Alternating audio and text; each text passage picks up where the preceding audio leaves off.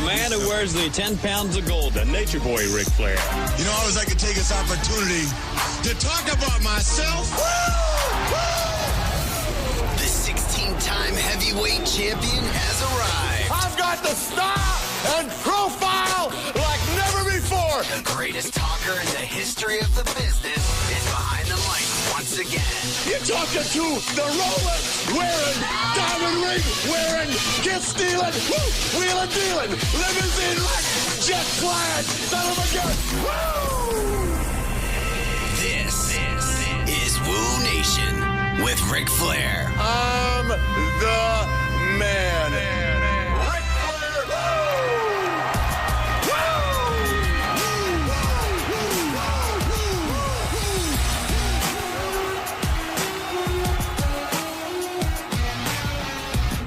All right, ladies and gentlemen, we're here for another Wooooo Nation, and we are live from Wrestlemania, and we have our most requested guest. Isn't that right, Nate? Well, two of our most requested guests. Are you kidding?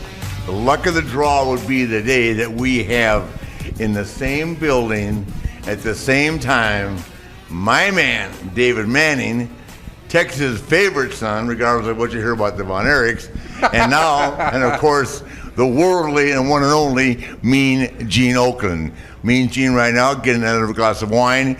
David, how are you, sir? I am fantastic. And by the way, this is Ric Flair, 16 times your world champion, with my co-host, the legendary Conrad Thompson, the second wealthiest man in the state of Alabama, the owner of the Conradison, sometimes referred to as Alabama's own Mustang Ranch, the entrepreneur, the ladies' man from Alabama. Hello, Conrad. Man, I'm glad to be here, and it's exciting. It's WrestleMania week. Of course it is. It's awesome. What two better guests to start out with?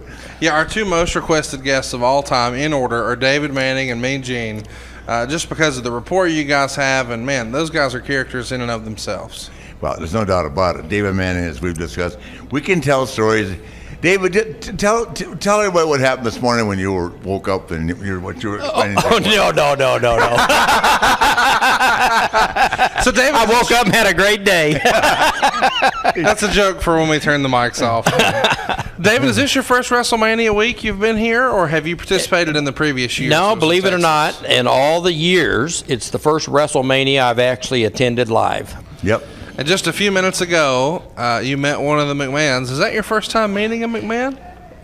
No, actually, I met him a long time ago, and that's a story we can't tell. Okay. Well, now, you're probably talking about Vince, but I mean Shane. Had you met Shane before? I had not met Shane before. Okay, so that's one we can tell and we're safe with. Yeah. And, no, I hadn't met Shane before. And but, Vince has become a legend. More than a legend, man. I met him back in around 85, so that tells you his father was still alive. So hypothetically, why can't you tell the story? You don't have to tell us exactly why, but just hypothetically, if you weren't allowed to tell a story. It was back with, actually the meeting took place here. There was a meeting took place here in Dallas. Fritz and Vince Sr. And as you know, Rick, back then there was territories. New York was Vince, and Crockett was Charlotte. LaBelle was California. Jim Barnett was Atlanta. And Eddie Graham was Florida. Eddie Graham, and then you had Kansas City with Harley and Geigel and. The Funks had West Texas. Funks had West Texas. Bill Watts was Oklahoma. Carlos Colon and Victor Javica were Puerto Rico and Caribbean. Puerto Rico, we would have the big wrestling alliance and all the guys. That's where everybody came in and talk shop. And at that time, we were on the Superstation in Dallas, and we were the hottest thing going as far as Channel 11 would go, and Vince was the hottest thing going in New York with his broadcast. But at that time, our syndication was pulling almost a 16 in New York. Oh yeah, well you guys ran that show up there and did 90 grand. Yeah, so we had the hottest television show in the country, and it was because of the Von Erichs and the stories we had going here. So at that time, there was a little talk of a merge. And Fritz said no. Well, that's not a bad story. Vince, that wouldn't bother Vince to repeat that. So ladies and gentlemen, joining us now, we've already introduced you, Mean Gene, but you haven't officially spoken yet, and your voice hasn't been heard by the fans listening to our broadcast today. Ladies and gentlemen, Gene Okerlund. Gene? Well, Rick. Rich, okay. Yeah, we're getting going. Rick? We're Yeah. getting going. You're thinking of his wallet. David, what are you doing with this crowd? Depending on how many glasses of wine you had, doesn't make any difference. Good to see you again. Gentlemen, I can't believe the response out here in the lobby area of the of monumental proportions that we're going to be eyewitnessing this weekend. Yes. Well, me and Gene, I just want to tell you something. Everybody asked me why I hadn't had a beer with you guys yet, and the reason is it just happened as I walked through the door with no beer in my hand, there was Vince McMahon standing there. So, Your timing is very good. Timing is everything. Timing is everything. Had I had a Miller Lite, I'd be getting a call right now to come upstairs. That's hilarious. Aren't you performing tonight for my company? Yes. Sorry. Wow. So go ahead. Is this the first time ever that we've hung out where everyone on the podcast had a drink except Ric Flair? It's got to be. I mean, I think it has to be. I'm actually disappointed in myself. And by the way, you are a bit of a disappointment. I'm uncomfortable right now. I need a drink. I think he's hooked up to an alcoholic catheter. I can't have a drink till 10 o'clock tonight. It's absolutely absurd. Gentlemen, I got to tell you how I met this guy. He was working for George Schomburg at a joint called George's in the Park. At this establishment with Ken Patera at the time. Yes. Yeah. And I don't know if you were headhunter, exactly what the, but anyway. Ron Kane was the head bouncer. I was number two. Right. Yeah, I was back at the Red Dog Saloon. He was in the front bar. We had a lot of fun, and George was great too.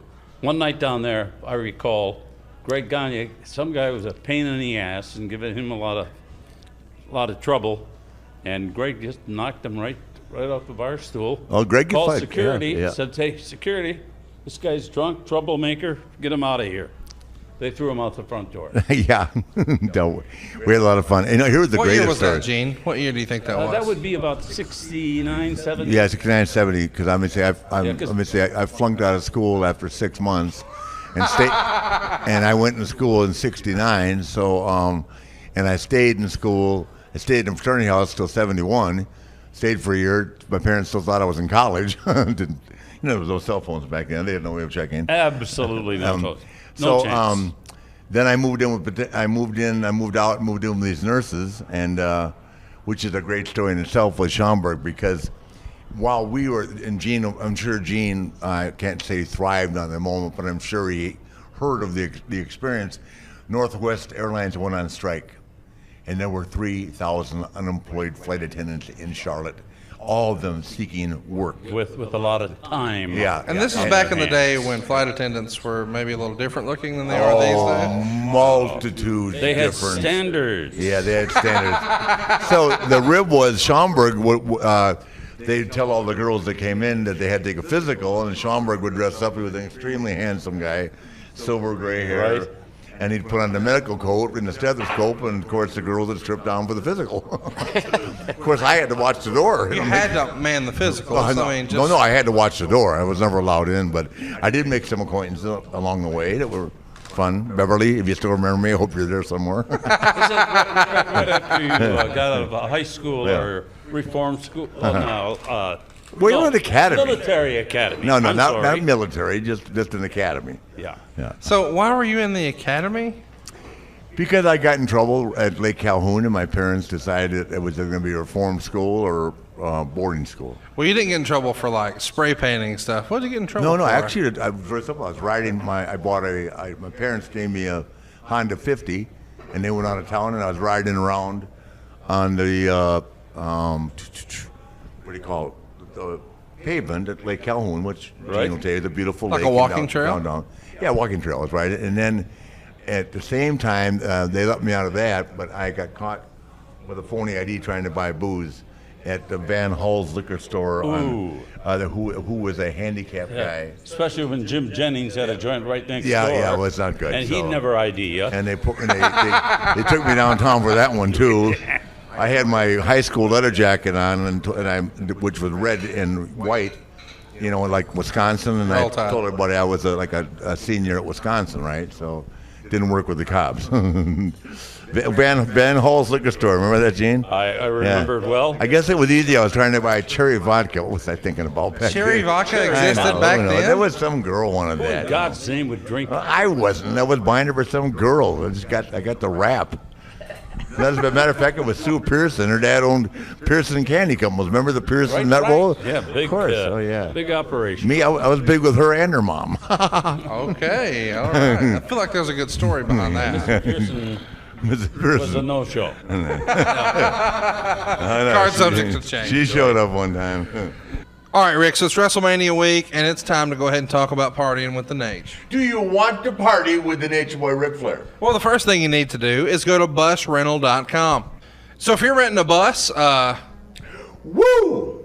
limousine, come on, whatever you need, you can get at busrental.com. Just select your starting address and your destination, and you'll get an instant quote. It's busrental.com, and it's a U.S. Coachways company. A U.S. Coachways is legit, not some jabroni company. Woo Nation doesn't have jabroni sponsors, you know that. So whether you need to go downtown, coast to coast, or woo, party all night, busrental.com will come get you there safely and comfortably. Last minute plans, busrental.com has you covered. Support Woo Nation. Go to busrental.com, a U.S. Coachways company. Woo! Save 5% using promo code CBSBUS.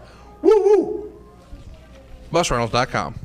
So, David, in the paper today, front page of the Observer, is a friend of ours, Mr. Nature Boy Ric Flair and Kerry Von Erich. That brings back some good old day memories for you, doesn't it? I refereed that match that they promoted, Texas Stadium. At that time was the biggest crowd ever, over about 50,000. And then that was before Seattle, before the big WrestleMania. Yeah. Broke the record at that Pontiac, point. but Seattle, Pontiac, they're close. Yeah. But it's a great article. I was looking through the pages. Yeah. Jimmy Garvin's in there. Yeah. That's what's really neat about this week is, I hate to say we're old timers. I remember when I broke into business, and you'd be at Reunion Arena or wherever, and the guys like Duke Kilmuka would come through, and Killer Carl Cox would come through, and Lou Thez came through, and you're always like, "Oh, sir, I used to watch you." Well, now we're that guy. yeah, exactly. I hear a lot of that. Yeah. But I was. Great story. We just saw Jim Duggan. Yeah. And Haku, everybody's here. Because of my wrestling in high school and some in college, when someone would want to wrestle, they'd come to the Sportatorium, and they would always tell them they had to get in the ring with me, which I was the referee, and I'd get them in the ring and end up taking them down, and Bronco would come down and say, "Jesus Christ, you can't even beat the referee." And, Wow. But Duggan decides he's going to wrestle, and he had played at SMU. Fritz knew him from SMU, and at that time, And he was a state champion in high school wrestling in New York. well, and he had played nose guard for the Falcons, had gone Canadian League, Yeah. and so I think I told the story about Bill White came down one day. I'm working out with Duggan. And Bill White says, "Here, let me work out with him." And he gets in the ring, and the next thing you know, he's got Duggan in a hammerlock. And, he's cranking up on it. And Duggan's like, oh. So they break up, and they start again. Next thing you know, Bill White's got him in a front face lock, and he's lifting up. And Duggan's like, oh. And all of a sudden, Duggan says, "Excuse me just a minute." He said, "Mr. Manning, can I talk to you?" We go outside the ring. He said, "Look, I really want to wrestle. I'll do anything you tell me. But if that son of a bitch hurts me again, I'm going to kill him." I hope you gave Bill the office. I gave Bill the wink. Oh, man. Well, good times. So, Gene, you've been at the WrestleManias from the very beginning, WrestleMania 1 all the way to now, and you've seen what it's evolved to. Well, we took a little hiatus there and spent a little time with my very dear, close, personal, longtime friend, Ted Turner. Hey, did you see the gimmick on this Jane Fonda the other night? No, what's the deal? Yeah. Al Gore had her tongue halfway down his throat. Oh, really? Yes. Where? Are they seeing each other now? It was some kind of a political gathering. He took a break from inventing the internet to make out with Jane Fonda. So tell us a little bit about the very first WrestleMania. I just watched it again for the first time in a long time, and compared to what it is now, it's a lot different. But you had been with the WWE or WWF at the time, and it was a big deal for WrestleMania to happen the way it did, and you were heavily involved. What were your feelings as a part of the crew and the talent and the inner circle, so to speak, about an event like that and what Vince was trying to pull off at the time? Well, of course, at that time, the first one, we really didn't, I think, have a grasp Rick, or a feeling. You as a guy looking on from the sidelines, tried to get him up there for years, but didn't know what to expect. I rode over in a limo from the Helmsley Palace with Jesse Ventura and his lovely wife, Terry. And Jesse, you know, what do you think's going to happen today? And all of a sudden, this extravaganza unfolded with Liberace Muhammad Ali. My God, I did the national anthem. That's how great this event was. But it was something that turned heads, and you know, it changed the landscape of wrestling as we know it, I think, forever, Rick.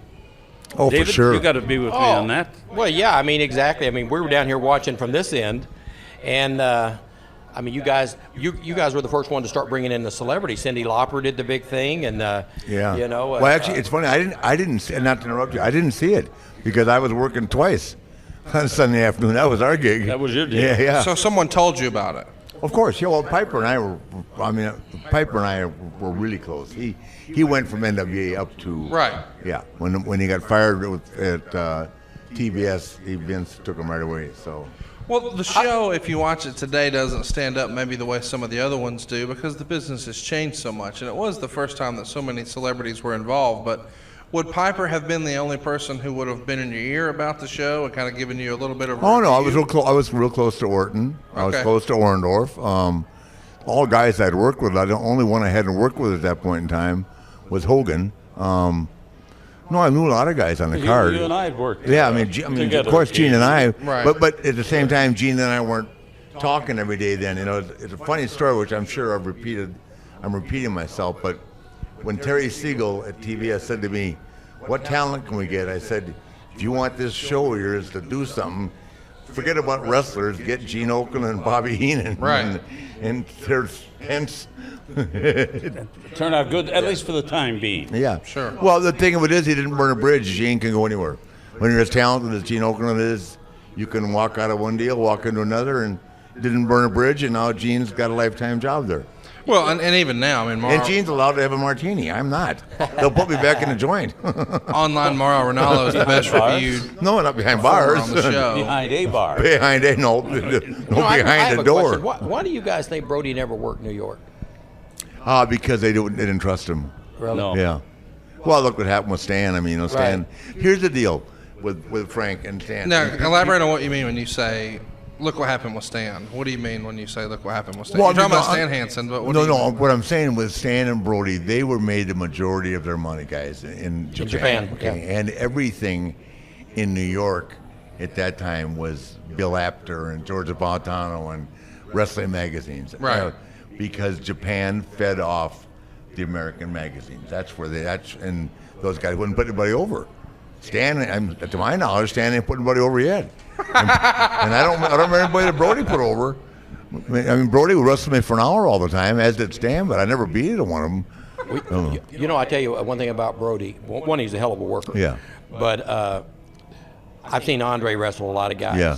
The match with him and Brody actually looked like a Wow. match. It Yeah. actually looked like a match. Yeah, sure. You know, a lot of time, Yeah. you couldn't make a match with Yeah. Andre. Yeah. Brody made a match with Andre. Yeah, oh sure. Well, Brody was a 6'6", 320 pounds, guys. Yeah, and actually I thought he was a hell of a worker. Hell of a worker. So Stan Hansen too.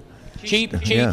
guy, but hell of a worker. Yeah. Yeah, Who's that? little off the wall. Who? And the unpredictable. The Bruiser? Yeah, no, you know, yeah. You mean this? Yeah. Yes. I'll get back to you, Ricky. Those were not Monte Cristos. No, I'm in the car with Brody and Don Jardine. Yeah. The spoiler. Yeah. And both of them are, I mean, to get them to come out of the pocket with $1, right? Yeah. And so Brody's driving. Oh my and God. Don Look at Jardine. this. Oh, stop. Oh, Look at holy this. cow. Oh my God. Fifi, the Where's French the maid's cowboy here. boots? Look at this. She's ready for Dallas. Holy Texas, here we shit. come. Look at this. Fifi. Oh my God. And he wore the Spurs. Hey, darling. Oh God. Wendy has a wife. Arlene, My man. Mwah. Drinks later. excuse me, I'll be right back. Sit over here. Enjoy. Oh, God. How was your trip in? It was easy. How refreshing. Oh. On time? I'm going to have a hell explaining that perfume when I get home. Tell her to listen to the podcast, Woo Nation on Play.it. Come on. Rick, I think though, and Conrad, David, go back to WrestleMania 1 and all of the mainstream media that it attracted, I think is what really made the difference. You know, the story is, if that puppy didn't fly, that Vince McMahon would have been driving a cab the next day and an Uber, not the big one. Well, I've never done the Uber, but I have driven a cab. Yeah. You drove a cab? No, just kidding. No. It turned out to be fabulous. When they did New York, with Liberace. Oh, it was unbelievable. And in the Radio City Music Hall. Yeah. The Rockettes. Rockettes. My God. How could you beat that? Yeah. Well, you know, I always say wrestling made a huge turn. This is my personal opinion. Back whenever, you guys remember the days, you'd run into someone, and if they had an upper education, they didn't want to admit they watched wrestling. Right. Yeah. So, but they knew everything going on, but it was like I was flipping through the channels, and I saw you, and then they knew every story going on. That was the blue collar thing. The blue collar thing. Yeah, but then all of a sudden, like the white collars, Then all of a sudden, Arbitron came along and everything to where we could see who was watching, and everybody in the country was watching full time. Yeah. All of a sudden, then it wasn't shameful to be at wrestling, and all of a sudden we had a whole new influx of crowd. I mean, we had lawyers, doctors, judges. Exactly. And I think that was a switch. In the early days, when we made that turn, all of a sudden I had the guys out of the country club talking about what's going on. When just got me distracted momentarily. I'm sorry. Okay, back. I'm back on it.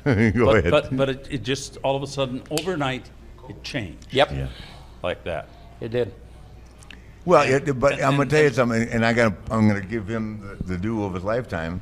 I thought Jesse was good at the time too, but you know, the people performing, that's a huge part of it. But calling it and making it sound as big as it is, That's credibility. It's unbelievable. I mean, it's like the guys that are calling the signals. It's like, you know, that are telling the people, you know, what's going on because they can't hear the wrestlers talk. You know what I mean? Not only that, I'm not there, but you hear it. You know, I hear the story from one of the guys called me, hey, did you hear what happened in Charlotte? This is when second Bush is running for office, and he goes in the office, and Rick's at one of the events, and he, when he gets up to the mic, first thing he says is, we got to all take second here and recognize the real man in the room, Ric Flair. Yeah, I about died. I thought I was sitting with the mayor, Sue Myrick. Who told you that story? I can't remember who called and told me, but that was $25,000 a plate, and I'm sitting at the table right next to Bush, man. And I thought he was talking about Jesse Helms with the Jesse Helms fundraiser. He was introducing me. Then he told me he was going to make me the head of the Health and Fitness Council. I believed him. Well, you know, when he came through here, well, one of the guys here did a lot of the writings for him. And so when he come through here, he found out Kevin was at one of the shows. Yeah. And he has him bring Kevin backstage. Yeah. And Kevin was telling me that Kevin sits down and here they're all running by, hey, this is happening, this is happening, and he's talking about Kabuki and going through all the guys. He was Wahoo's Little League coach in Houston. Yeah. In Wahoo McDaniel's Little League baseball coach. Well, I saw a letter his dad sent when Paul Bosch died. They read it at the funeral. It was fantastic. Yeah. When Bush Senior. His political aspirations. I got a call from Rick. Said we had a lunch lined up with Governor Jesse Ventura. We're over there. And, of course, that cheap prick wouldn't pick up a tab. We ate out of brown paper bags. Am I right? Yeah, pretty close. Yeah. Hey, so that's when you were thinking about running for governor. Well, I hired Doug. Was it Sagefield? Was that? Yeah, right. Doug Sagefield, right, to come into Charlotte, and we ran a sampler on John Boy and Billy, and in less than 1 minute, 11,000 people responded to whether I should run for governor or not, right? So then I called Gene, and Gene flew to Charlotte, and we sat in meetings with Melinda, remember? And the Melinda, and we just decided that Gene was going to be the keeper of the closet because there were way too many skeletons. Keeper of the closet. Yeah, that would be a pretty tough gig. Yeah, to roll. Keep everything under wraps there. Everything that Trump has accused Cruz of doing, I did. Twice. Twice. Well, you know, don't you find it here? As soon as you see, I mean, all the guys, the legends coming through here today. Yeah. I haven't been here, 3 hours? Yeah. And you see Ricky Steamboat, you see all the guys coming through. Yeah. And what's funny is, especially all the ones that worked here, as soon as I see them, a story pops to the head. Yeah, of course. You know, you see them and you start thinking, oh my God, I remember this, I remember that. And Should I tell you my best wow. Fifi story? Yes. Tell us a good Fifi story. Oh, Tampa, Florida. Is this the robe and the door knock? Something like that. Yeah. Guys, we are talking Uber once again. Well, do you need to make money now? Sign up with Uber and support Wooooo Nation. You can drive with Uber using your own car and start making money now. Listen, Uber's a smartphone app. And Uber lets you make extra money on your schedule. Whatever you need to make extra money, just turn on that app and drive. Go to drivewithuber.com to sign up for free, and you can do it right now on your phone. Answer a few basic questions about you and your car, then get approved. Now you are ready to drive and make money. Start enjoying the flexibility of working when you want and earning extra money on your schedule. Sign up to Drive with Uber today. Go to drivewithuber.com. That's drivewithuber.com. Drive with UBER.com. Woo! Drivewithuber.com. So, David, a few minutes ago you said Arbitron, and there's probably a lot of people listening who don't know what that is, but that was one of the very first ratings companies, and it's still used today. Right. ARB and Nielsen. So talk to us a little bit about, and Gene, you're probably in the loop on this too, a little bit about ratings when they were first introduced, when you remember it mattering, and how that really changed the business, because like you said, a lot of people before kind of stuck their head in the sand and pretended as if they weren't watching, and then the truth comes out. How did that really change world class, and what's your opinion on it? Well, what happened was, like I said, all of a sudden, all of the closet watchers, I'll call them, came out of the closet. They saw then that, I mean, it was no secret. Everyone was watching wrestling. And so what happened was, as you know, commercial business went sky high, because now all of the vendors, all of the suppliers out there said, hey, we need to get ads on wrestling. So that boomed us. All of a sudden you saw the Von Erichs and Pizza Hut commercials and car lot commercials, and it actually opened the door. All of a sudden it wasn't hard at all. If you were a top wrestler at world class, there was a dealership in town wanted you to drive a new Corvette or a new Lincoln or whatever was hot at that time. The other thing I think it did was, back then there was not, we had Channel 11, the Superstation, which was broad reaching. New York had their station. Turner had Turner Broadcasting, TPS. But see, it wasn't nationwide, so you had to syndicate. WGN in Chicago. WGN in Chicago, but you had to syndicate your tapes. And so I think what happened when the door opened with Arbitron and Nielsen, all of a sudden, also, David, cable, the advent of cable. The advent of cable. But now every station in the country wanted to get a piece of wrestling. Like us, here we are on Channel 11, and next thing you know, CBN, Christian Broadcasting Network, is wanting to air wrestling. Big deal. And first we're on at 9 o'clock in the morning on Sundays, and the ratings were so high they replayed it at 6 p.m. on Sundays. And I'm sure it was the same way with you guys. It just opened a whole new world. Well, we were at a good tie-in early on with USA, which is now part of NBC, Universal, Comcast, and they own a ton of things. But all of a sudden you factor in cable and ratings that were gigantic, like All American Wrestling would do an 8 or a 9 on a Sunday morning because it was there all alone. Everything else would be gospel or cartoons for kids. But then as the market expanded, more channels, more options, more alternatives, all of a sudden the ratings were a little tougher to get. And then when we did the Texas Stadium show, 84. After David Von Erich died, Kevin Von Erich and I actually went to Fritz and said, because we saw the crowd we were drawing, and we had all these letters coming in, and Kevin and I went to Fritz at that time. We had talked, and we wanted him to do pay-per-view. And at that time, it had not been done. for wrestling. And it was new to Even Fritz. closed circuit? Like, No. Nothing like not that. Not at that time. They'd done a couple of boxing, the Ali thing with Inoki. Inoki, but not really a big wrestling event. But we had already drew big in Chicago, New York, so we knew we had to draw. New York too, right? Exactly. And so Kevin and I actually went to Fritz and talked to him about could we possibly do pay-per-view. And at that point, Kevin and I saw it, but we were like the millennials, and Fritz didn't really see it. And then Vince was smart enough that he did the first pay-per-view. Yeah. Plus, he had the big cahoons. This guy didn't mind gambling, rolling the dice on the table. Vince. And that was a big of course. gamble. Yeah, no, I know. And this guy had been tapped out twice Yep. prior to this, so it was not a new thing for him. But this was a bona fide winner. Yeah. No, everybody knew that, but as a matter of fact, I think that he and Crockett had to do some business afterwards to make the payoffs, if I'm not mistaken. Could be. Yeah, I mean, because he had so much money invested in the project. And, it's like now we have like, the last thing I heard, they have a live gate right now of close to 15 or more. 15 it million. passed 13 and a half a month ago. Yeah. So Right. It might climbing. be 15 or 16 million live gate. And that's not merchandise. Right. That ain't nothing. I mean, Well, I actually thought from this end, whenever it started happening, whenever Turner bought the Crockett, I honestly thought he might gobble everything up. Turner? Yeah. Well, he would have if he had, but he turned it over to people, to buffoons. Yeah. It's like for years, and I love Ted to death. They never won a baseball game until Bobby Cox came on, because Ted was having his neighbor across the street manage the team. Now, do you think there's a real chance Vince would have ever sold out, or do you just think that Ted would have tried to drive him out? No, do I think Vince would drop out? No, he'd be dead before he'd drop out. But I mean, he might have got tapped out. You never know. Right. I mean, but like Gene said, if it wasn't for Vince McMahon, we wouldn't have any of this. I mean, Ted Turner wouldn't have been involved in wrestling if it wasn't for Vince McMahon.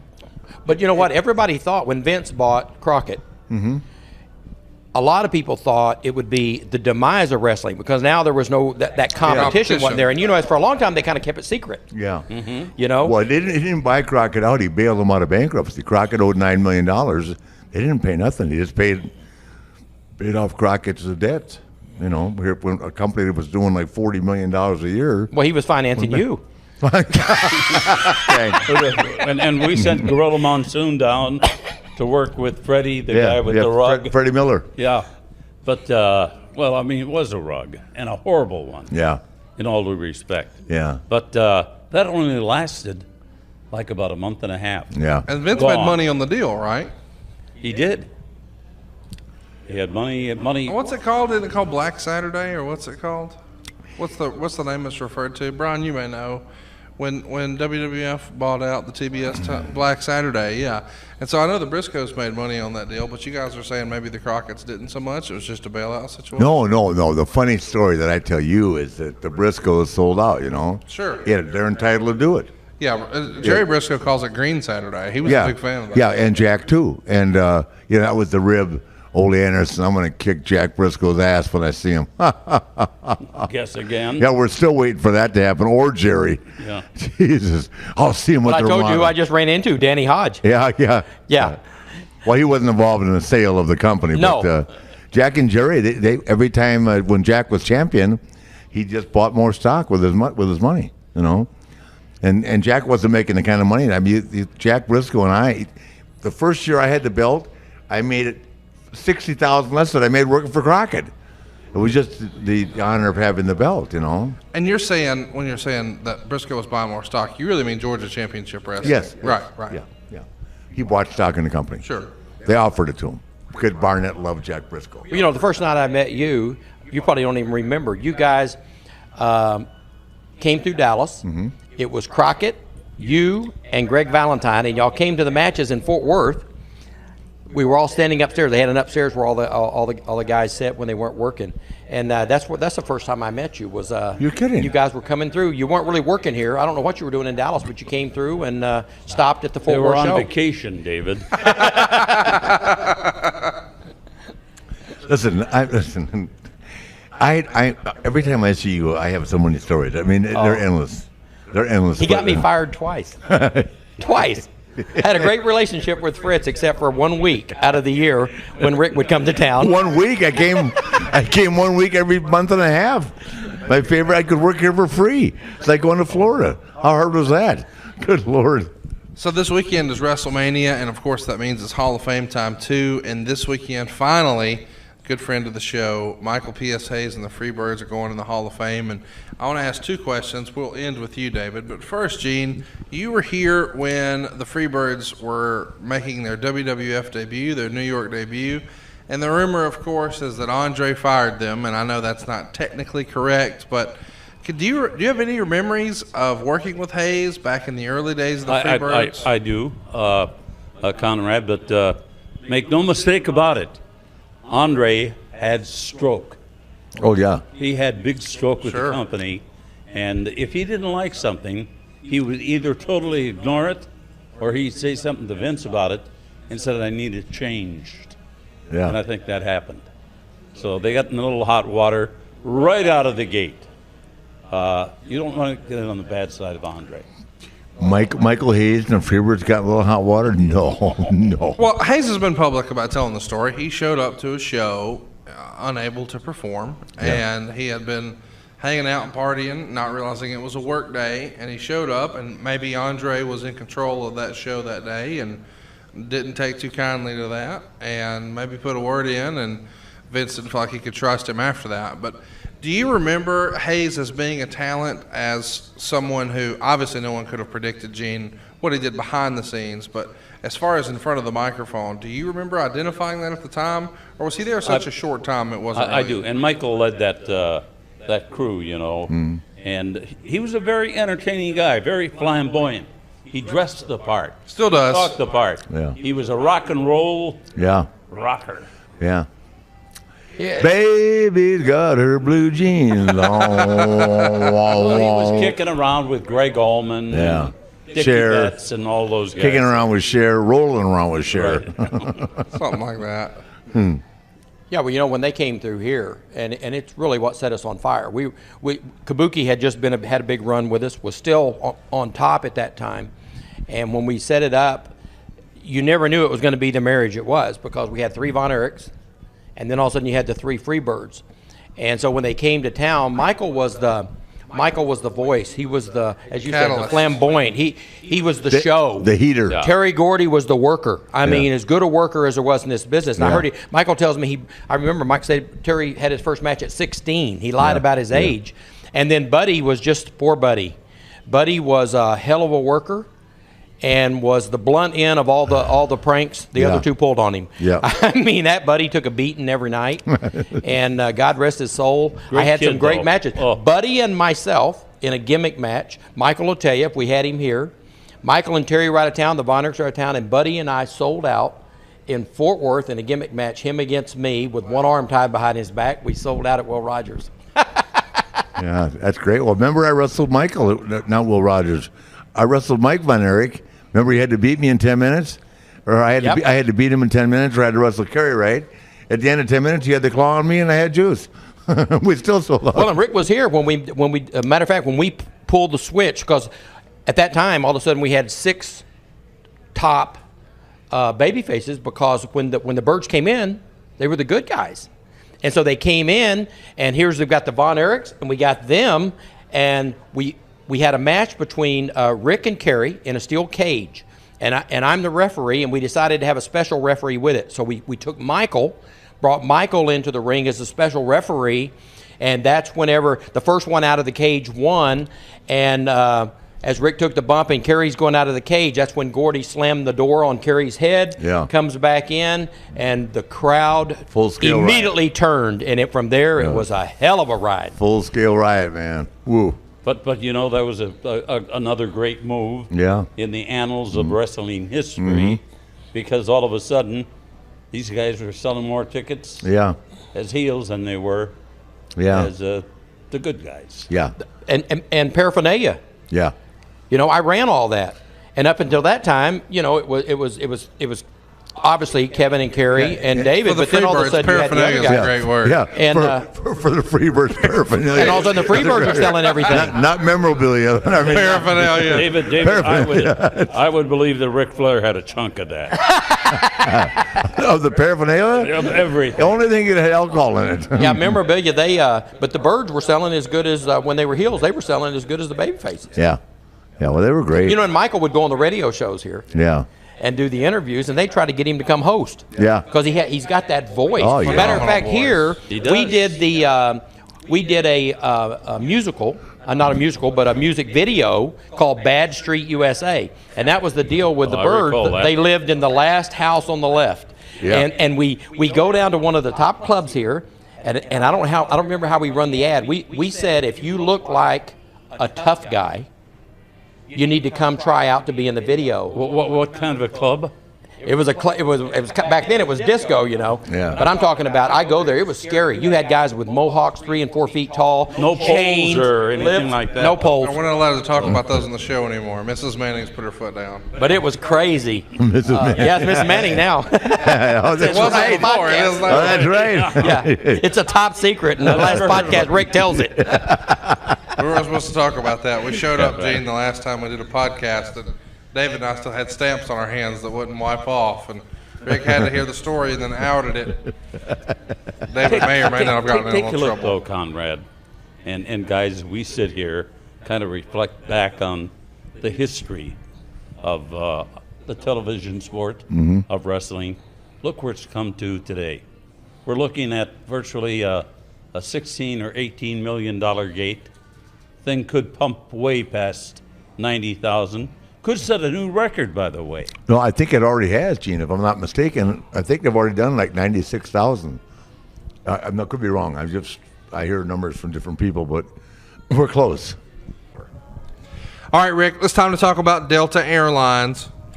Delta Airlines is my favorite airlines, and CBS local present guiding greatness. So here's the deal. Go to guidinggreatness.com right now to watch this week's featured coaches. It's Duke's Coach K and Notre Dame's Coach Bray, and they're going to offer inspirational stories about their careers. Guiding Greatness is an exclusive video series presented by Delta Airlines that offers insight from some of the most successful NCAA college basketball coaches. We're tugging back the curtain to hear from the NCAA's most compelling leaders, men who've seen it and heard it all, and who are now willing to share their experience with stories of leadership, consistency, pressure, heartbreak, victory, disappointment, drama, conflict, and glory.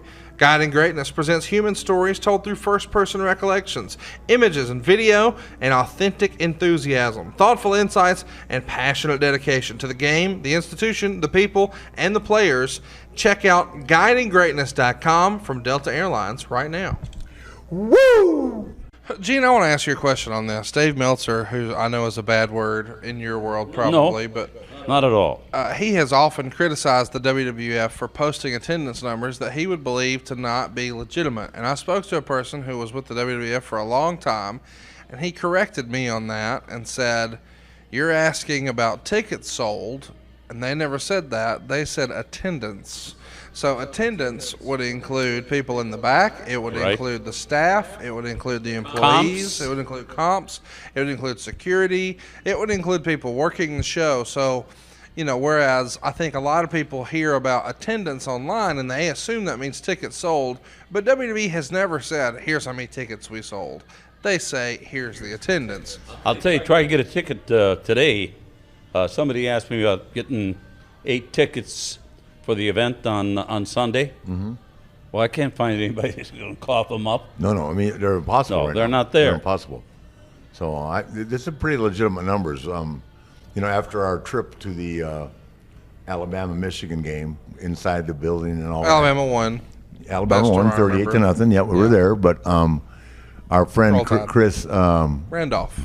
Chris Randolph of Fishbones goes in that place all the time, and we're gonna have 96,000 people there, guys. Yeah, believe me, Jerry will share it if it's the biggest. Yeah, of course he'll be there. I mean, and there's a lot of Eagles getting along there, right? Jerry and Vince, my God. Well, And they get along very well. I have season tickets, to the Cowboys, and during different things on the big screen. And if you and people haven't seen the big screen, they're going to be blown away. It's unbelievable. They're going to be. Tron. Oh yeah, it blows you away. I mean, you can see a sweat bead, like you're standing right within 1 inch of them. But the thing is, Stone Cold. Yep. When they show the break and they're talking about nobody comes into our house, nobody does this. Yeah. They have one with Stone Cold that does every football game. There's Stone Cold doing that, Oh, they do? You don't cool. come in our house. Yeah. You need to get tough. And I mean, it's a great spill by For Steve. the Cowboys, they do it? Oh, yeah. God, I went to one game. I didn't see it, damn it. Yeah. I went to the Patriot game. Rick, have you thought about the fact that all these years later, 1984 and now it's 2016, Cowboy Stadium, a Flair on a big show I know. is the world champion defending her title. What's that got to feel like? I just put that together that, David mentioned it earlier, and I kind of forgot about the Von Erich show, but Cowboy Stadium, sure it's newer, sure it's bigger, but it's kind of the same thing, and all these years later, a Flair's coming in the world champ. Before I answer that question, which is a great question, and everybody that knows me knows how I feel about it, but we ran that show on May 6th, and nobody predicted the weather. They ran it in the afternoon. What was 110 degrees? If they'd run that show at night, we would have sold out. Would you not agree, Dave? Oh yeah. Yeah, they ran the show at 1 o'clock in the afternoon. Brutal. The mat was so hot, you couldn't land on your back, and people were passing out. By the ring, it measured at 123. Yeah, it was, and so you can imagine if they'd run that show at 7 o'clock at night, we'd had 80,000. Remember, Fritz gets mad at me because we were worried about talking about the heat. So Fritz was like, "We don't want to talk about the heat." And so Fritz did an interview, and Kev and I were laughing in the back. Different kind of heat, David. Yeah, Fritz says, and you might want to bring a light wrap. It could be a little cool. And so in the dressing room, Fritz was in our house. I looked at Fritz and said, "Man, it's a good thing you told them to bring those wraps. They're carrying them out of here on it when they have a heat stroke." It was unreal. People were dying, man. If I can just share one quick story, Vince got involved in a little endeavor called the World Bodybuilding Federation. Of course. Yes, sir. We held it down in Atlantic City. Yep. And I was sitting with Jerry Jones, his lovely wife, Donald Trump, and Marla Oh, my at God. the time. And anyway, Marla and myself would kind of converse and watch as the bodybuilders would parade up and down the stage. And she asked about Gary Stridham. Yep, Gary was a man. Yeah, and he was a man. And I says, Marla, he wears a rug.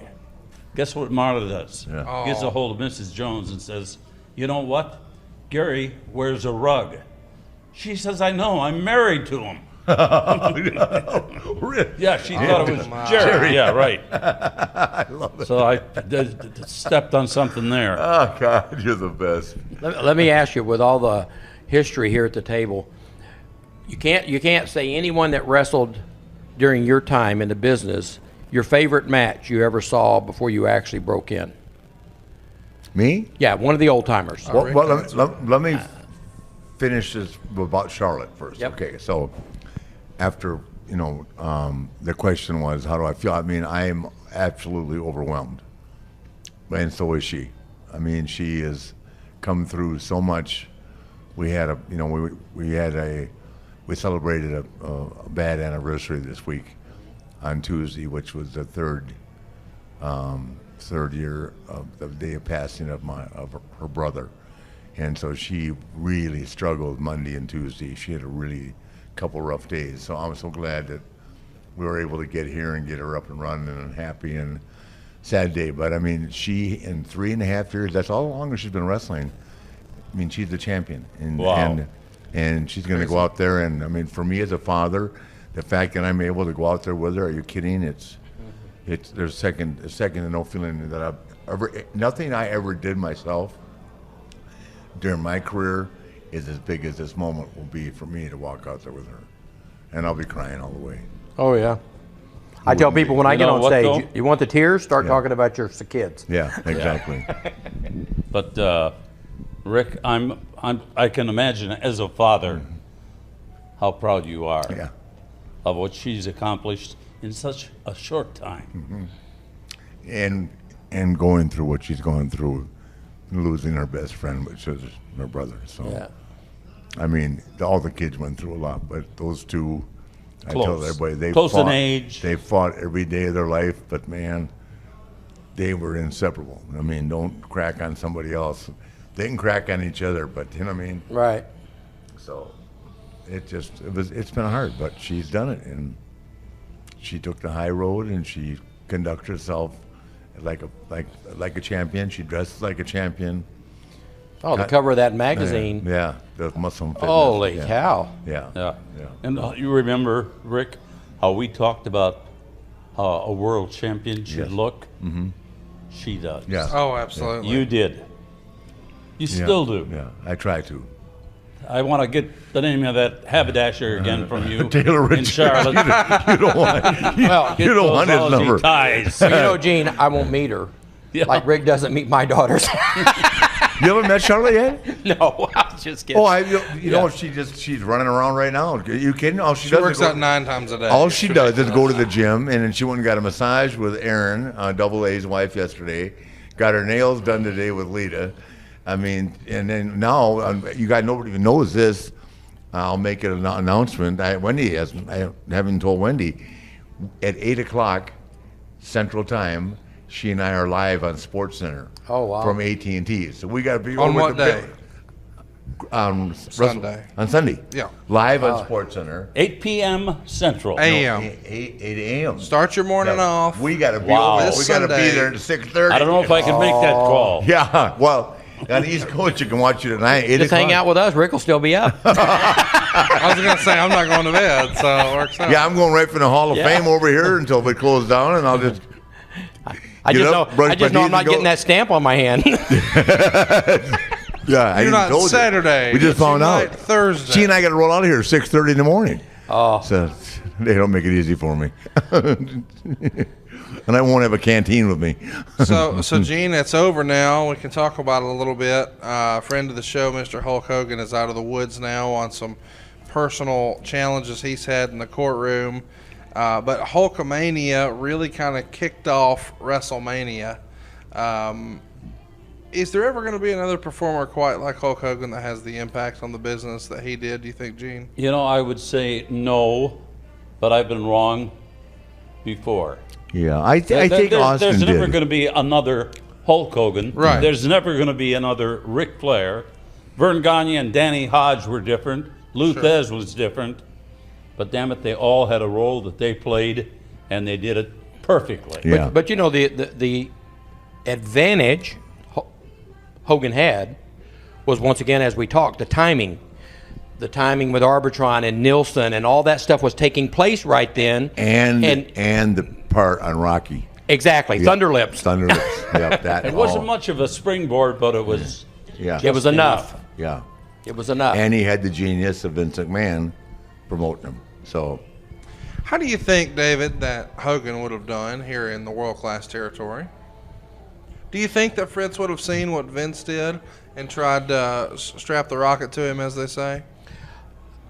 Well, I mean, it's no secret here. I mean, if Kev were here today, I saw him just earlier. If Kev was here, he would tell you, in this area, it was hard to come in as a babyface and get to the top. I mean, Rick knows the boys, Kevin, Kerry, David, Mike when he came along, but especially Kevin, Kerry, and David, they were like icons here.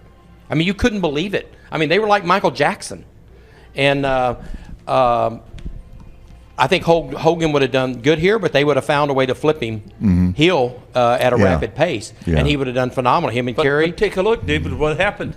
Ultimately, Hogan went from big-time babyface. He was getting heat, by the way, from his fans. But when that NWO came along, Yeah. all of a sudden, just like that, he was just as big as a heel as he was as a face. Well, it wasn't the Ultimate Warrior was here. We called him the Dingo Warrior. Then he goes up Right. there. He had a big splash when he hit there, didn't he? yeah, but in all fairness, he couldn't work a lick. Well, No. we know that. No, Hulk could work, but Hulk was not nearly as effective in the ring as a bad guy as he was a good guy. He had the good guy gimmick down. To be a really good bad guy, you got to stay at it and understand it. You know what I'm talking about, Gene? But you also the got finish was the slam, Yeah. the leg drop, Yeah. adios. Yeah. But you also got to have, I don't care how good, it's like, as a baby face, I don't care how big you are, you got to have the Ric Flairs and the people work with. He also was gifted too. But he had a good run of heels to work with. Oh, of course, No, I'm just saying, having worked with him both ways, he was much better performer as a baby. Yes. But now talk to us, there's a lot of people listening to this, myself included, who are just wrestling fans. So, Rick, you have a different, viewpoint on this. What does that mean when you say he was better as a babyface? Because he didn't take bumps. He didn't have to take any bumps. So you never saw Hulk taking backdrops. So you're saying slams off the top. feeding and selling and and all the stuff heels have to do. I mean, you gotta make the guy. All I ever did was fly around. Everybody knows I didn't have any offense. I had a knee drop, a chop, and a woo. But it worked. It worked. And I got to play with Gene Okerlund. And Gene would say it to me on a regular basis, keep the laundry on tonight, please. That's it. Keep the laundry on. Yeah. In terms of communicating, he had some magic too in front of the microphone. Sure. Compared to his skills in the ring. Ric Flair, and I'm not blowing smoke thank you. in any particular direction, but was good both behind the mic and the lens, and he was terrific in the ring. Thank you. And the airplane. And the car. Thank you.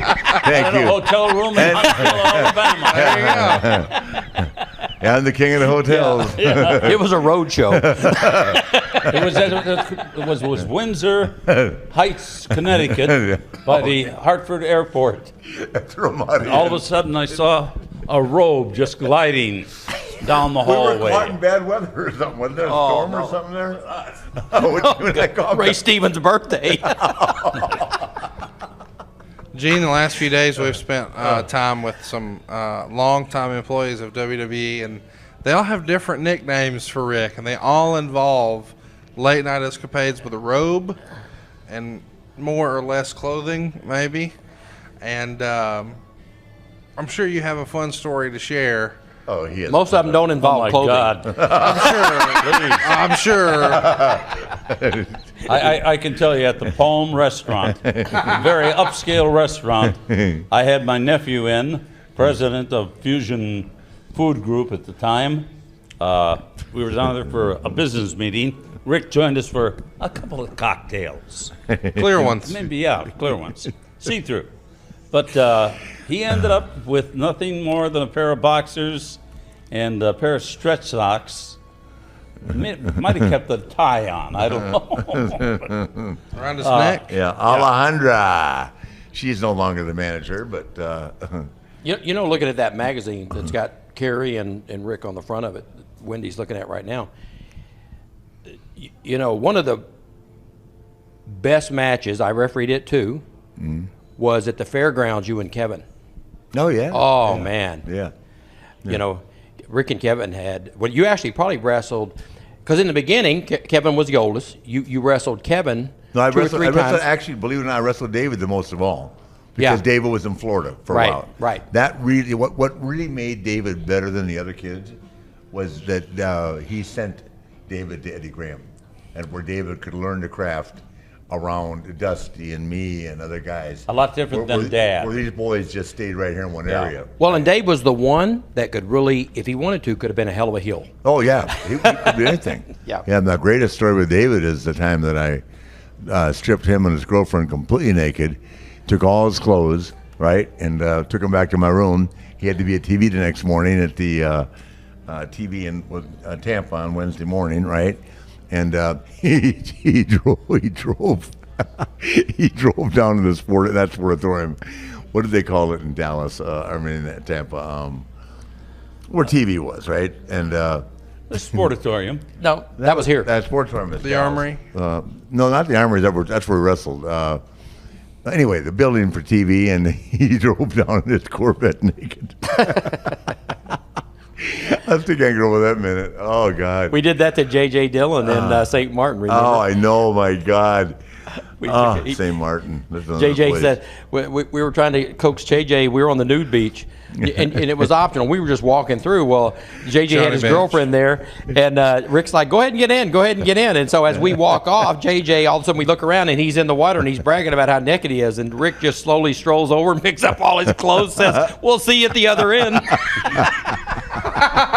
So another Lord Alfred Hayes. Oh yeah, the middle bucket full of nuts. J.J. Dillon.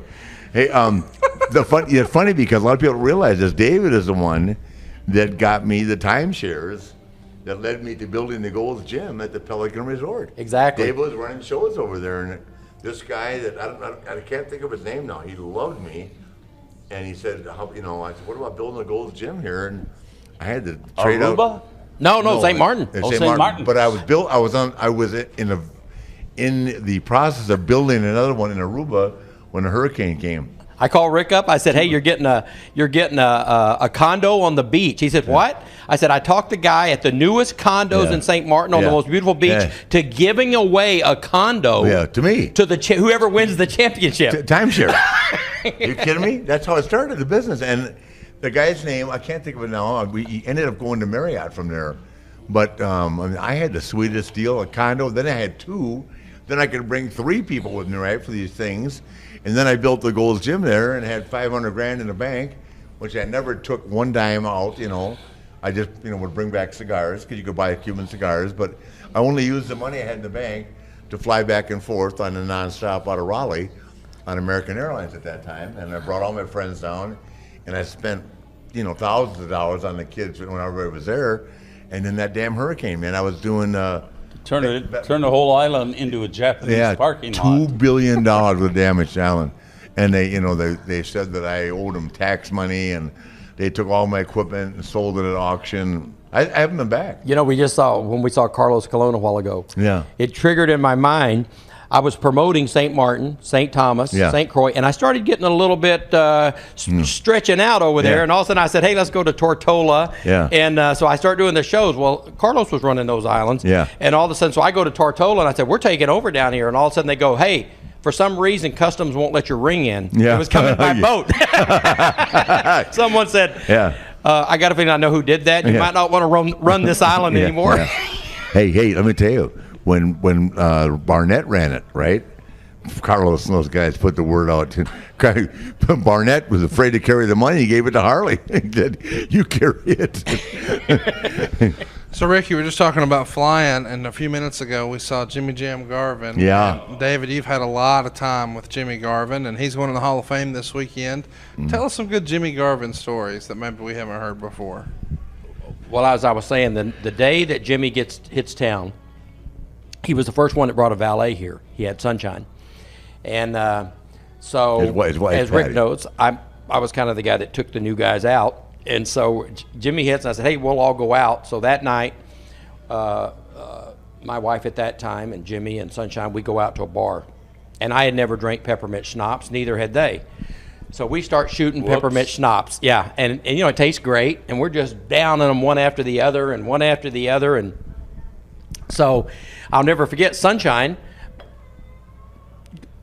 We get up, she wants to dance. We get up to dance, and she had spilt a drink on her. And she looks at me and she says, "I'm all wet." I said, "Don't worry, I do that to all the girls, And so, I'll never forget. And we get so drunk. Write that one down on paper and burn it. Hey, give me and Gene another one now. You don't get it on fire. Come on, give us one more. We get sick drunk, and the next day we've got to shoot. We did those little vignettes. Yeah. And we got to shoot Jimmy Garvin and Sunshine in a hot tub. Yeah. At 8 o'clock the next morning, and we're so hungover and puking. Yeah. And they're in that hot tub, and you can just see it on their face. Thank God I didn't have to get in the hot tub. I was just there for the production. At 107 degrees. Oh, my God. And Keith Mitchell was shooting it. Yeah. His name, yeah, Keith Mitchell was shooting it. Yeah. So give him another one. Come on. You're on fire. Come on. Oh, geez. David, do you have any funny Sherry Martell stories? Let me finish this beer. Sherry Martell? Well, I mean, somebody else at the table told a good one earlier, so I thought I'd start with you and work my way around. No, I don't have any Sherry Martell. Most violent woman in the business. But Garvin, when he was here, a great story. You heard me say you were a pilot. He flies for U.S. Air, now American. Yeah. And NetJets.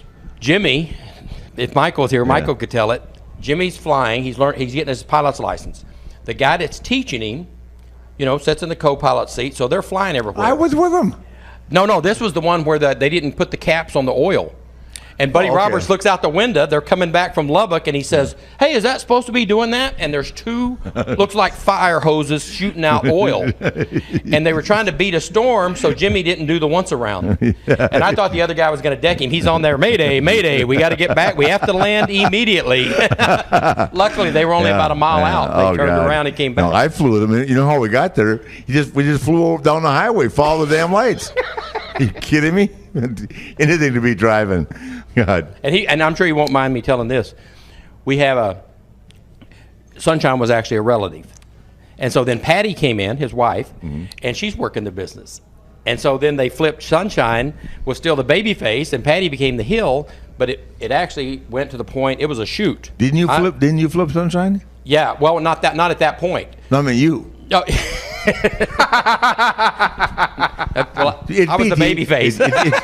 You're BT before Terry. It's okay. But we had a cage match in Lawton, Oklahoma. Yeah, I'm skipping this. We had a cage match in Lawton, Oklahoma. Jimmy Garvin, Patty against Chris Adams and Sunshine. And I literally had to put Sunshine in a different hotel.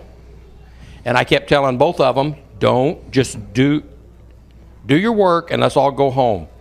Holy hell. It was a cat fight. Really? Oh, my God. I didn't know that. It was a cat fight. I think I heard about that. I didn't know, yeah. Yeah, it was unbelievable. What was the heat, though?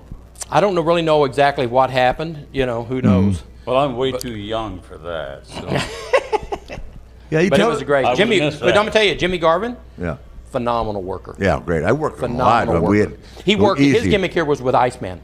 We had Iceman King Parsons, and that was the big. The perfect match. We had the Von Erichs and the Freebirds. We had Jimmy Garvin against Iceman King Parsons. We had gentleman Chris Adams at that time, was kind of like underneath him and Brody, but we always had different heels coming through, and it was phenomenal. Buzz Sawyer came through at that time, and wow. It was fantastic. Rick Rude, Ravishing Rick Rude. That's who Rick. It was Chris Adams and Ravishing Rick Rude. Yeah. No. David, what do you think the best year of World Class was? No doubt, It was from the time. I'm going to say between 80. When David died, we were really starting to peak, and then you don't want to capitalize off of death, but that really catapulted us. And from that Texas Stadium show, the next year was a phenomenal ride. Yeah. I mean, we sold out. We were doing in spot shows on Saturday night, because we would do the spot shows where we would give half back to charity, and high schools were bringing us in. And we were selling out every high school stadium in Texas. Yeah. Every Saturday night. It was sold out, packed. Yeah. They'd be standing room only, 5, 6, 8, 10,000 people at high school stadiums. Yeah, like Plano, just 30 miles away, 10,000 people. Unreal. Israel. We go to Israel, 38,000 people show up on the tarmac to see us land and get out of the plane. Yeah, I know. You know what's funny? It's a good thing I didn't know Wendy then, because they have diamonds in Israel. I've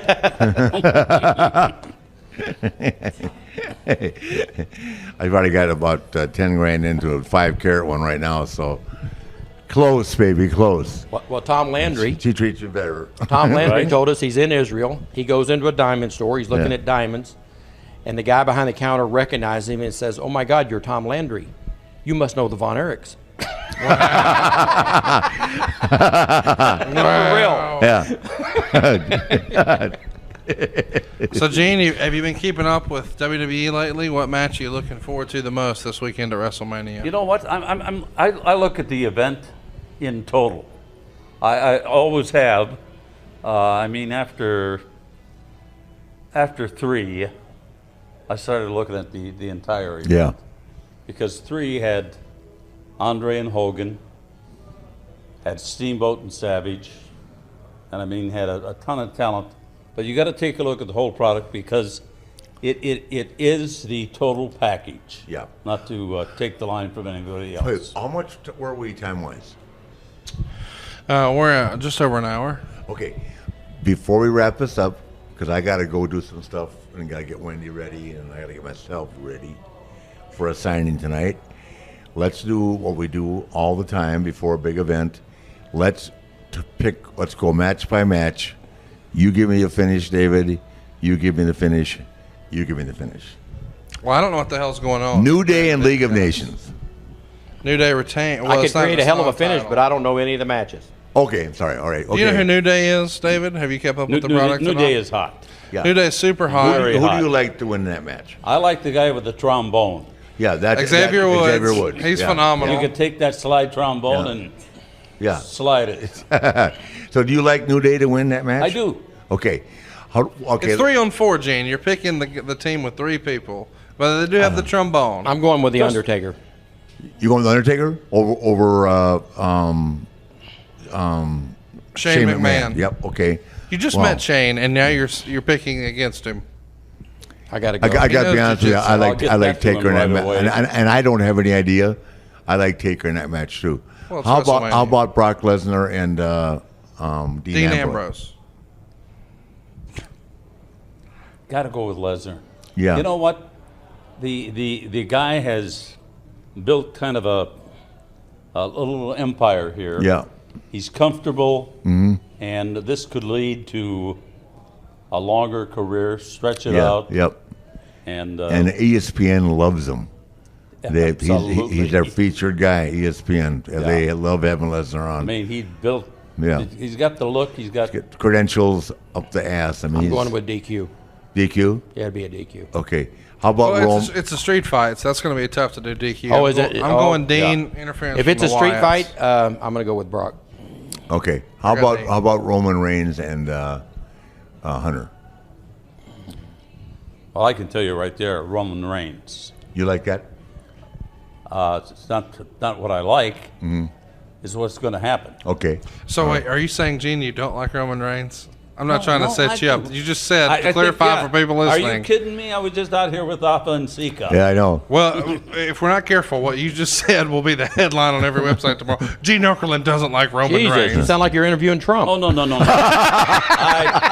The IWC is tougher, brother. I think Reigns had probably the rocket, Yeah. so to speak. Sure. That was tied to him at one point, Yeah. taken away. Yeah. And well, he would've been- that damn. First of all, the hernia, and now the nose thing. The hernia is what hurt him the most, I think. He had a lot of steam on it. it was more than a hernia. It was a very similar to what I had. It was a He was out for months. a bowel obstruction. Intestinal blockage. Yeah, Some same sort. exact thing I had. I got out of the hospital and he went in. So I think. Well, I don't know the That's participants the a most lot, so I'm painful. going to bow down and agree with the legend sitting next to Okay. me, Mean Gene. Yep. So I'll take your choice. I'm going. The Rock comes down, saves him from the League of Nations, beat down, gets a Superman punch for his troubles. Roman wins, but turns heel in the process. Wow. That's my guess. Yeah, I don't see that happening. Once again, I have no idea. I haven't asked. I could find out probably, but Yeah, I Who forgot do you like in the I ladies' forgot the Rock match? is here. Who do you like in the ladies' match between Sasha please. Banks and Charlotte and Becky Lynch? Who do you like? Who do you think's got that one? and this is the guys on the truth too. I have no idea. I think that she'll keep the title, but I don't know. You know, that's the interesting thing about it.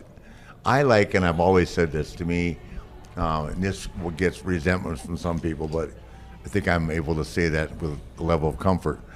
I think title matches mean more when it's one against one, and they get lost sometimes in the three-way thing. Yep. If that makes sense. And I mean, I've never been in a three-way title match in my entire life, and I've been in more world title matches. You were, you than just anybody. don't remember. Huh? Then You anybody. were, you just don't remember. Who? In WCW, you were in multiple Oh, you're talking about the one matches. with Sting and DDP That was and only all one that. time in Seattle. Triple yeah. threat. Yeah, but I didn't count that. I didn't win it, so I didn't count that as a win. Does that make sense? I only count the title matches I won. No, but I'm just saying the bulk of my career, like Jack Briscoe, Sure. Terry Funk, Harley, was one-on-one, and I like those kind of matches. I didn't think as great as the match was, Madison Square Garden, WrestleMania 20, Benoit, Shawn, Hunter, phenomenal match, but it just wasn't the same. Yeah, but you know what? Yeah, and I've refereed a couple of them. And I think what happens is you don't get near the excitement you don't get I the agree. fans as drawn in when there's 3 of them in the ring. Yeah. Because there's a lot of things that can happen, and the fans don't understand. Well, why don't those 2 just get rid of that one? You know, and the passion is split 3 ways. Exactly. Yeah. Exactly. Well, I'll tell you what, though, I will make this prediction that the girls put a performance on because they're incredibly gifted, all 3 of them, and they have tremendous compatibility. Well, years ago, Rick, it was the popcorn match. You know, when the girls come out. Now it's that's third from the bathroom last. break. You leave It's one of the main events, and they have tremendous chemistry. I look at them, and it's like me wrestling Steamboat.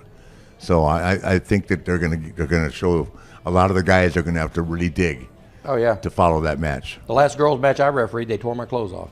Yeah, I believe that. and that's when you got the stamp on your hand. Was that at the arena or back at the hotel? Gary Hart booked 12 of the girls here for a Battle Royal girls match, and they had it planned. As soon as I hit the ring, they just started tearing. To the point I was fighting them off, buddy. All I had left was a pair of short briefs. Anybody give you a tug? Look, 2 or 3. And on that note, thanks for listening to Woo Nation this week, WrestleMania week.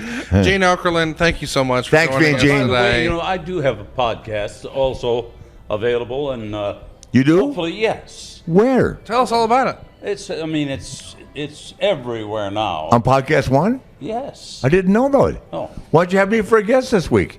Well, you will be. I will. You owe me 1. Yeah, I'll get a couple of drinks to me. 2. Maybe you owe me more than 1. Conrad, I'm going to twist your arm, too. Thank you so much, guys. Thank you so much. Thank you, David. We David, appreciate I'll see coming you on. all weekend. You will see me and all let's weekend. give a shout out to Chris again at Fishbones at 3 o'clock. The Nature Boy will be there. The tailgate party. WrestleMania tailgate party ever. And before we let you go, David, go ahead and tell everybody how they can get a hold of you and promote your business a little bit. David, you can do David at David E, like EdwardManning.com, David at DavidEManning.com, or David at Paycation, Paycation. Why take a vacation when you can take a paycation? I just want to tell everybody out there in podcast land, we got an unbelievable program we're putting together with the Nature Boy here, Ric Flair. You're going to hear a lot more about it. I'm going to go ahead and put some ads up on the show here, and let's go after this million member follower. Rick doesn't even know it yet. I'm going to have him in Las Vegas, him and Fifi. Next, we're looking at probably March, April, or May. We're going to do Paycation Extravaganza. That's going to blow everybody away. And listen to it. Great opportunity to make extra money, travel the world, and have fun. Yeah, Fifi's going to Nashville with you. She'll be in Memphis when I'm in Europe, and you're going to have 5,000 people at that convention. 5,000 people at the convention in Memphis. It's fun. Yeah. And like I say, if you need to make a little extra money, it doesn't get any better. And I've made a commitment to my good friend Ric Flair here that I'm going to help him make some money. The only way I can do that is help a lot of other people make money. Wait a minute. Uh-oh. Wait a minute. Ric Flair in Europe, Fifi and David in Nashville. Yeah, and guess what? I smell trouble. In the gate. And guess what? David goes to his left pocket for the tin card once in a while.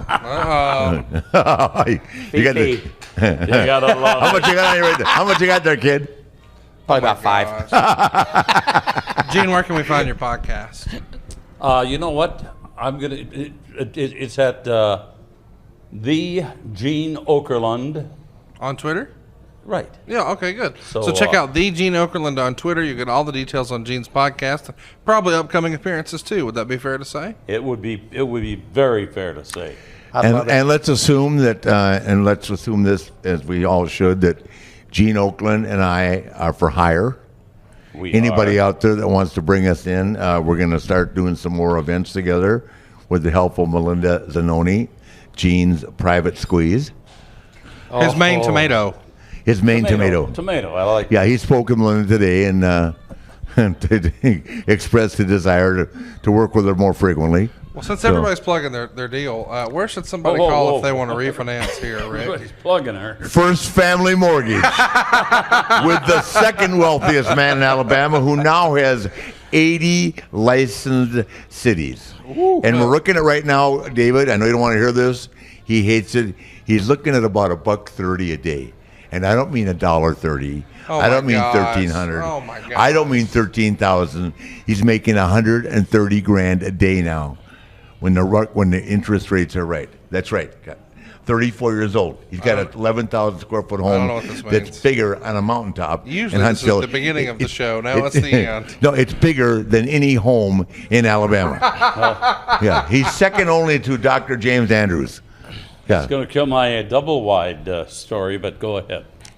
Well, Gene, we can hook you up too at onefmc.com. Thanks for having me, Rick and Gene and David. This was a great time. Our two most requested guests, all in the same spot. Doesn't get any better than that, does it, Rick?